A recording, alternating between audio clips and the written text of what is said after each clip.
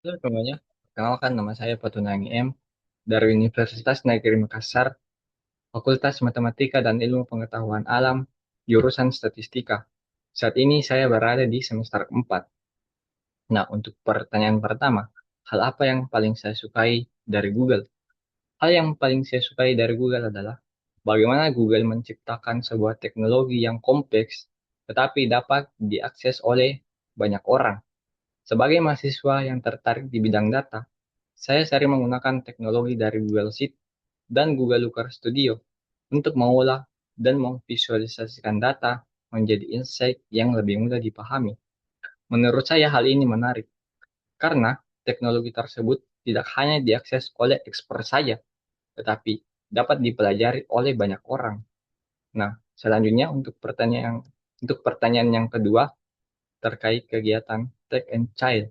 Saya akan merancang kegiatan bernama Data Sprint 6 Minutes Data Insight, di mana setiap mahasiswa nantinya akan dibagi menjadi beberapa kelompok dan diberikan dataset sederhana melalui Google Sheet.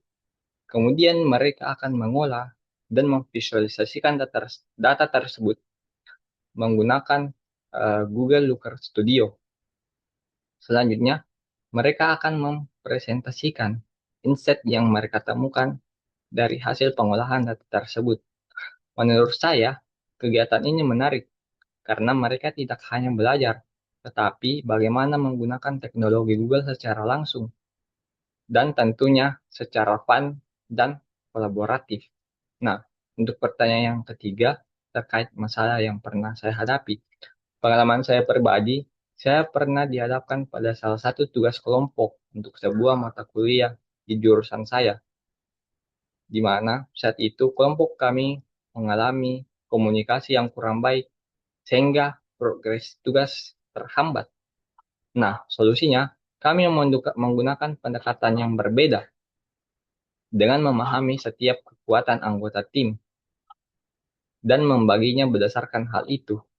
Kami juga menggunakan Google Sheet untuk memantau kinerja setiap anggota kelompok. Hasilnya, setiap anggota kelompok terlibat dan aktif sehingga progres tugas kita dapat diselesaikan tepat waktu.